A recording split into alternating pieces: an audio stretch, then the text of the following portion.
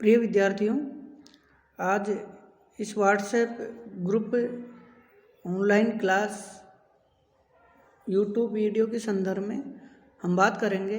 जैसा कि मैंने आपको बौद्ध धर्म और महात्मा बुद्ध के बारे में अपने पिछले वीडियो में विस्तार से बताया है। अलग अलग वीडियो में अलग अलग टॉपिक वाई, लेकिन फिर भी जैसे कुछ बातें, महत्वपूर्ण बातें एक सारांश के रूप में मैं आपको पुनः बता देता हूँ, जो आपके एग्ज़ाम में छोटे क्वेश्चन की दृष्टि से महत्वपूर्ण है। तो हम एक सारांश रूप में मैं आपको पुनः इस वीडियो में बौद्ध धर्म के बारे में सामान्य जानकारी देना चाहूँगा। मुझे विश्वास है आपको इससे ज़रूर फायदा मिलेगा, लाभ होगा। जैसा कि आप जानते हैं, बुद्ध का जन्म 563 ईसा पूर्व में हुआ था। लेकिन जो ये जन्म की बात करते हैं बुद्ध के जन्म की, तो महात्मा बुद्ध के जन्म की 3 तिथियां मिलती हैं इतिहास में। एक है 624 ईसा पूर्व, 624 ईसा पूर्व है। एक है 567 ईसा पूर्व, 567 बीसी, बिफोर क्राइस्ट। ये जो चीन का कैंटन बंदरगाह है, कैंट जो लेख है, अभिलेख है, उसमें बुद्ध के जन्म की तिथि 567 ईसा पूर्व मिलती है। और तीसरी जो उनके जन्म की तिथि मिलती है वो मिलती है 563 ईसा पूर्व। तो पहली महत्वपूर्ण बात जो मैं आपको बताना चाह रहा था वो ये, बुद्ध के जन्म की 3 तिथियां मिलती है। 624 ईसा पूर्व, 567 ईसा पूर्व और 563 ईसा पूर्व। बुद्ध के आयु को लेकर कोई मतभेद नहीं है कि वो 80 वर्ष तक जीवित रहे थे। तो आप तीनों जन्म की तिथियों के आधार पर बुद्ध के निर्वाण यानी मुक्ति दिवस यानी मृत्यु का वर्ष चुन सकते हैं, जान सकते हैं। 624 ईसा पूर्व में से -80 करेंगे तो बुद्ध के निर्वाण दिवस आएगा 544 ईसा पूर्व। 567 ईसा पूर्व उनके जन्म की तिथि मानेंगे तो उनकी जो निर्वाण तिथि है, मृत्यु वर्ष आएगा 487 ईसा पूर्व। और 563, जैसा कि अधिकांश इतिहासकार बुद्ध के जन्म की तिथि को 563 ईसा पूर्व स्वीकार करते हैं, उस हिसाब से बुद्ध के जन्म की तिथि आती है 563 और मृत्यु यानी निर्वाण तिथि आती है 483 ईसा पूर्व। ये तो पहली बात। और जो हम बात करते हैं कि बुद्ध, जो भारत सरकार ने बुद्ध का जो 2500वां निर्वाण महोत्सव मनाया था, वो इसी तिथि को मानकर मनाया था। कौन सी? उनके जन्म की तिथि को 624 ईसा पूर्व मानकर ही भारत सरकार ने उनका 2500वां निर्वाण महोत्सव मनाया था 1956 में। जैसा कि आप जानते हैं, ईसा पूर्व घटते हुए क्रम में उसका अध्ययन किया जाता है। घटते हुए क्रम में ईसा पूर्व का अध्ययन होता है। तो भारत सरकार ने भी उनके जन्म की तिथि को जो अगर हम माने तो स्वीकार किया है 624 ईसा पूर्व, और उनके निर्वाण की तिथि को स्वीकार किया है 544 ईसा पूर्व। और उसी के आधार पर जो उनके 2500वां निर्वाण महोत्सव भारत सरकार ने मनाया था 1956 में। इसके बाद हम महत्वपूर्ण बात करते हैं बुद्ध के जन्म को लेकर। बुद्ध का जन्म हुआ था वैशाख मास की पूर्णिमा को। प्रिय विद्यार्थियों, एक संयोग की बात है या कोई और विशेष बात है, बुद्ध का जन्म भी वैशाख मास की पूर्णिमा का हुआ, उनको ज्ञान भी प्राप्त वैशाख मास की पूर्णिमा को हुआ, और उनका निर्वाण भी वैशाख मास की पूर्णिमा को ही हुआ। जन्म, मृत्यु, ज्ञान प्राप्ति सभी कुछ। ये बहुत महत्वपूर्ण बात है। एक संयोग है या कुछ और। बुद्ध ने जो गृह त्याग किया, दुख का कारण और उनका निवारण जानने के लिए, तो बुद्ध के गृह त्याग की घटना को बौद्ध धर्म में महाविनिष्क्रमण कहा जाता है। बुद्ध के गृह त्याग की घटना को महाविनिष्क्रमण कहा जाता है। बुद्ध ने जो अपना प्रथम उपदेश दिया, जो सारनाथ में दिया, 5 ब्राह्मण साथियों को कोडिन्य सहित, वो प्रथम उपदेश ही धर्म चक्र प्रवर्तन कहलाता है। बुद्ध के जो प्रथम शिष्य थे, ये 5 ब्राह्मण साथी थे, और ऐसे भी कहते हैं कि मलिक और तपस्वी नामक बंजारों को भी इन्होंने अपना पहला उपदेश दिया था। बुद्ध के जन्म पर भविष्यवाणी करने वाले विद्वान कालदेवल और रुद्रक रामपूत नामक विद्वान थे। इसके बाद जब हम बात करते हैं बुद्ध के द्वारा स्थापित बौद्ध धर्म के सिद्धांतों की,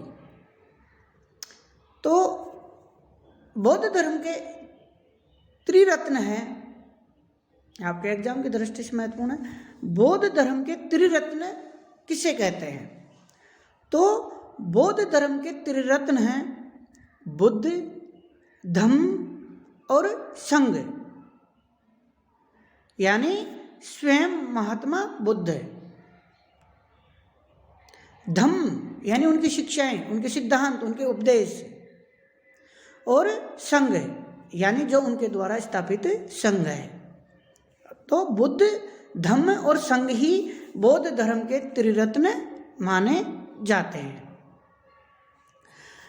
जो बौद्ध भिक्षुओं की जो प्रार्थना थी, बौद्ध जो प्रार्थना थी या जो प्रार्थना है, वो भी यही है, बुद्धम धारणम, बुद्धम धम्मम संगम गच्छामि।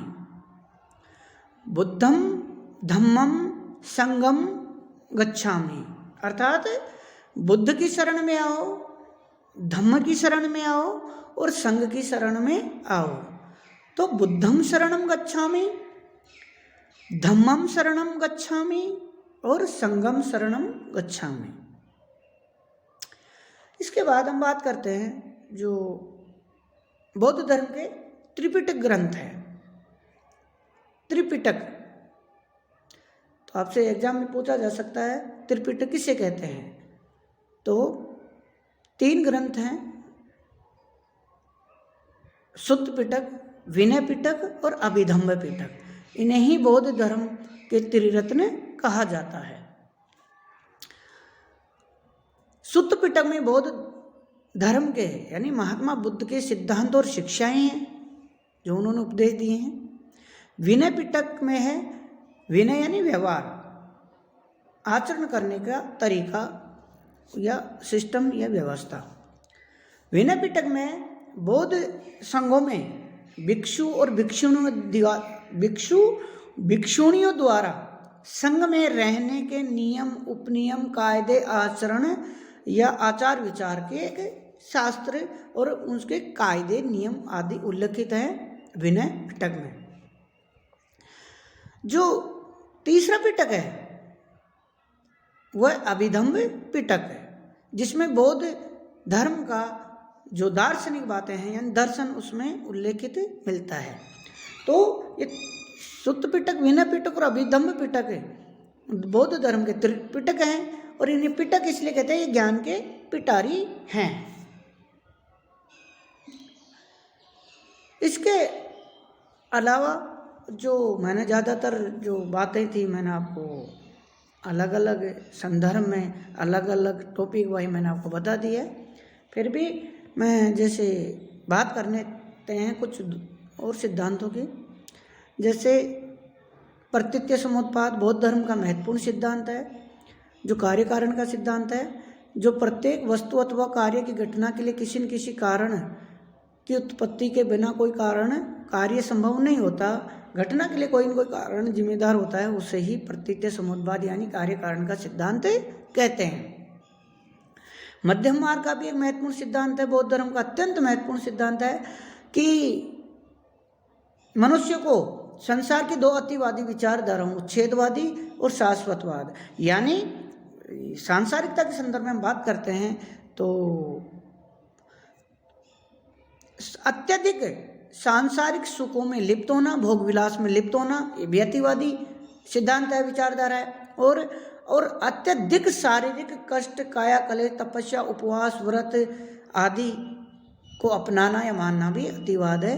इसलिए बुद्ध ने कहा कि मनुष्य को मध्यम मार्ग का अनुसरण करना चाहिए। एक और महत्वपूर्ण बात है कि बुद्ध ने कभी भी दार्शनिक प्रश्नों पर अपना विचार, अपना मत व्यक्त नहीं किया।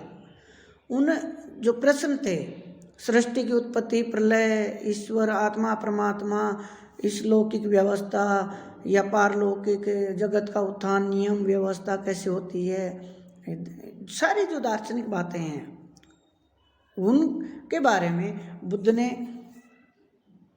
अपना विचार या पक्ष नहीं रखा और उनको अव्यक्तम कहकर वो टाल देते थे, क्योंकि उनका मानना था कि इन दार्शनिक प्रश्नों से मनुष्य के दुखों का अंत नहीं होगा, बल्कि हमें ऐसा उपाय करना पड़ेगा, ऐसा मार्ग बताना पड़ेगा जिस पर चलकर मनुष्य अपने दुखों को अंत कर सके और तृष्णा रूपी जो अग्नि है उसको मिटा सके और निर्वाण अर्थात मुक्ति प्राप्त कर सके। इसके अलावा हम बुद्ध की बात करते हैं, महात्मा बुद्ध की। तो बुद्ध ने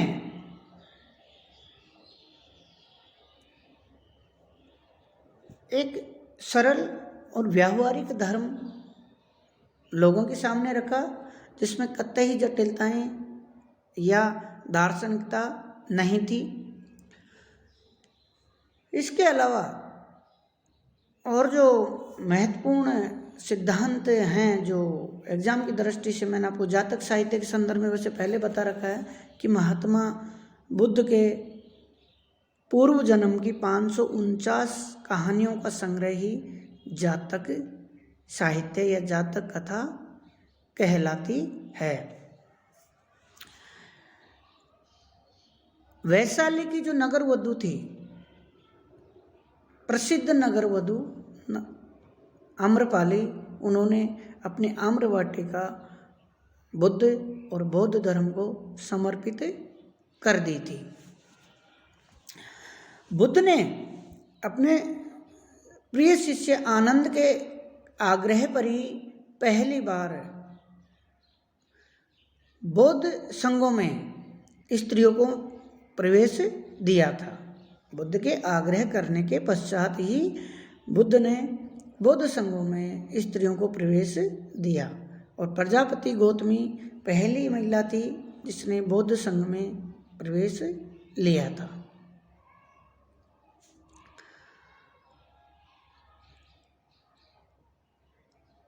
धन्यवाद।